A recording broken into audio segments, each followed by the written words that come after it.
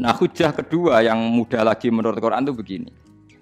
Sekarang misalnya ya, yuridu wa bikumul yusra, Allah itu menghendaki mudah. Itu kalau kita maknani, itu gampang. Misalnya begini, ya ini yang ada nyata dalam sejarah. Ada berhala terpahat dari batu, namanya Lata, Uzza, Manat, ya Lata, Uzza, Manat. Terus ada yang beberapa yang namanya nggak disebut Quran, kata Hubal, kata apa? Hubal. Oleh orang-orang kafir jahiliyah, Lata itu disembah, dikatakan Tuhan. Uzza juga dikatakan apa? Tuhan. Itu kata Allah. In hiya illa asmaun samaitumuha antum wa abaukum, itu hanya nama yang kamu ciptakan. Makanya Allah ngendikan kalau barang tidak benar istilah kaburos kalimatan takhruju min afwahim. Niki rungokno nggih kanca-kanca terutama sing hafal Quran. Misalnya aku darani Mustofa iku ganteng, Mustofa iku sugih. Itu namanya kalimat yang keluar dari mulut saya, tapi hakikatnya kan tidak ada. Nyatane ora ganteng, nyatane ora sugih. Tapi ini menjadi kalimat karena kadung keluar dari mulut. Ora baleni, tapi ini menjadi kalimat karena kadung keluar dari apa? Mulut. Misalnya saya bilang, wah Ruhin rambutnya lurus, alim, ganteng, pinter. Ini hanya keluarnya kalimat yang keluar dari mulut, tapi kan nggak ada kenyataannya. Nah, ketika orang kafir bilang berhala itu Tuhan, itu kalimat yang keluar dari mulut. Nah, kalau hakikatnya ya batu bukan Tuhan, hakikatnya itu batu. Berarti namane pangeran Lata Uzza itu batu apa pangeran? Batu. Nah, makanya kalau Allah mengkritik orang kafir, misalnya Allah dikatakan punya anak, Yesus itu Tuhan. Ngendikane Allah napa kaburas kalimatan takhruju min afwahim. Sungguh kalimat itu satu kalimat yang salah, tapi yang kadung keluar dari mulut mereka. Jadi nomor dua, ada kalimat yang memang benar. Seperti saya mengatakan 1 ditambah 1 2, 2 tambah 2 4. Nah itu baru hak karena nyata. Dikatakan apa enggak dikatakan ya tetap 2 ditambah 2 4. Sama dengan la ilaha illallah. Jadi la ilaha illallah itu sudah wujud sebelum dunia ngakui la ilaha illallah itu sudah ada apa belum? Kalau bedai. Sebelum ada orang Islam di seluruh dunia, Allah satu itu sudah wujud belum? Sudah. Kenyataan ini sudah ada belum? Sudah. Lah berhubung sudah kadung ada, kita hanya menyaksikan asyhadu, saya bersaksi, a'lamu, saya tahu. Karena sudah ada, makanya disebut fa'lam annahu la ilaha illallah. Wong sudah ada, kita tinggal tahu, tinggal bersaksi.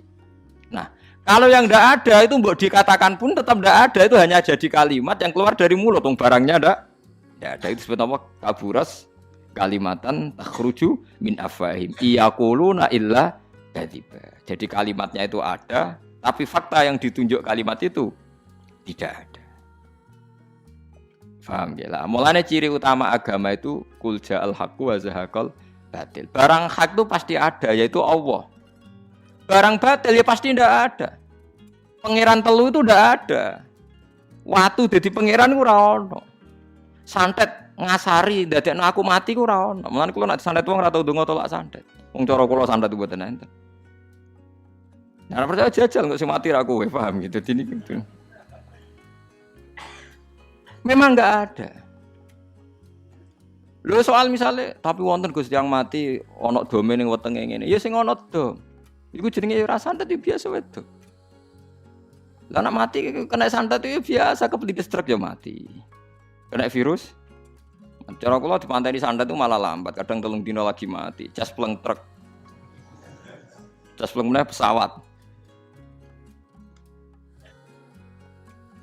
Jadi niku yang paling angel nih gue bab tauhid. Sebenarnya tauhid itu gampang, buatan jelimet. Makanya Allah melatih kita yuridu wa bikumul yusra. Andekan manusia seluruh dunia dipoling untuk melihat Lata dan Uzza, itu apa? Enggak usah ada orang Islam, enggak ada orang kafir, enggak usah intervensi. Pasti mereka jawab itu batu. Andekan Isa Yesus itu dipampang di dunia, orang poling, orang Islam kafir, enggak ada yang intervensi. Pasti akan bilang itu manusia. Paham ya? Tapi lewat rekayasa dicitrakan itu Tuhan. Lata Uzza dicitrakan itu Tuhan. Nah, itu disebut wa makaru wa makarawa. Jadi dimakruh. Dia didesain sedemikian rupa. Misalnya di Yunani itu orang kalau bilang Tuhan itu akal, makanya bilang logos. Log itu logos. Tuhan itu arot. Niki rungokno aja sampai salah. Nah, salah kafir teman. Tuhan itu arot, Tuhan itu sifat. Jadi Tuhan itu tidak ada zatnya.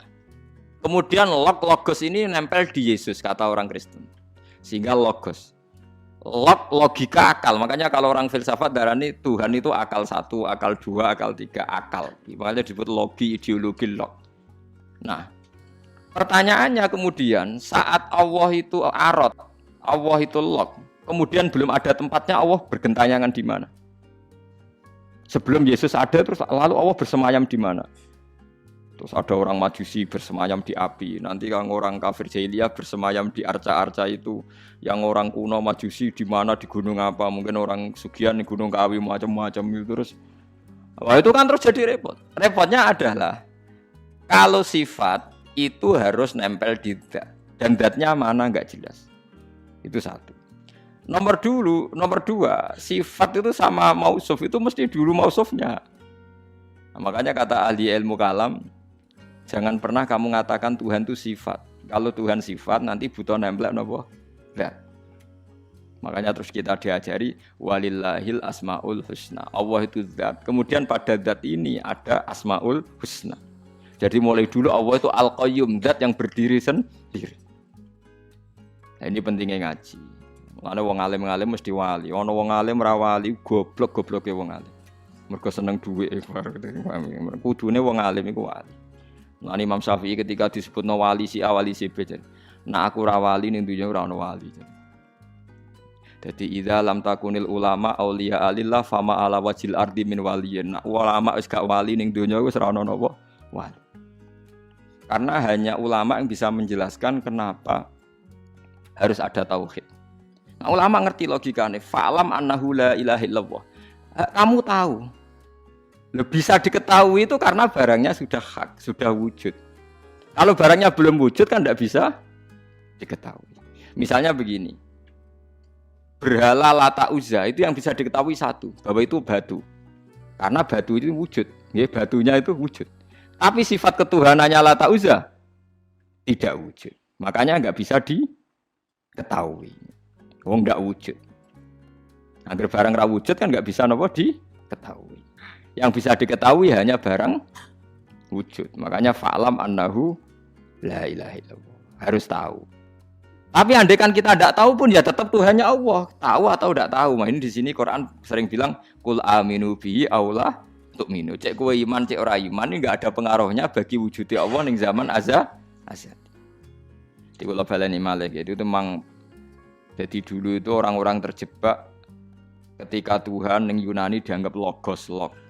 Kemudian di Timur Tengah Tuhan itu dianggap satu arot sing nemplek, sifat sing nemplek ning berhala-berhala.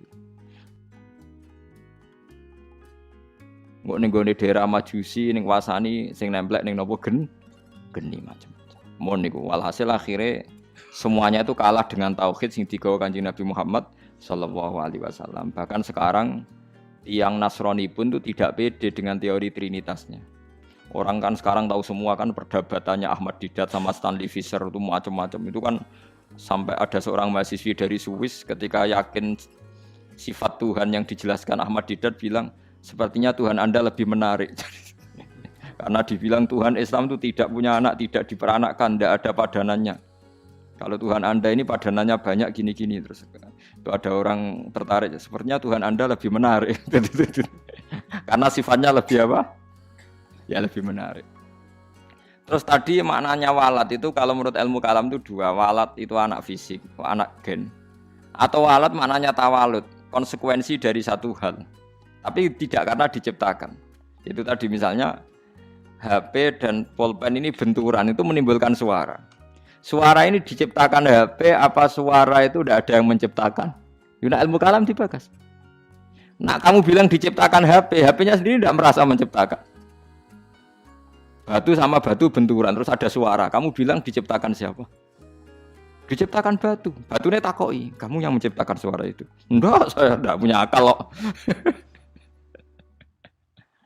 Paham? Nah lalu yang menciptakan suara itu siapa? Suara itu udah ada. Yang ada itu kamu dengar suara.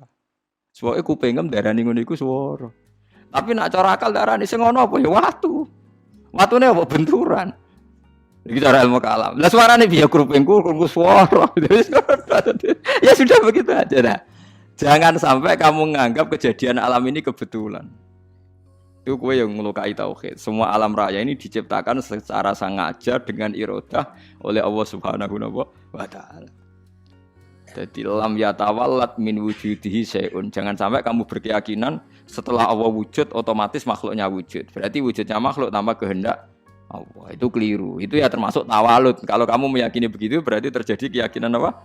Tawalud. Setelah ada Allah otomatis makhluknya ada. Itu ya dosa besar. Kafir. Nah, cuma dosa besar tapi apa? Kafir.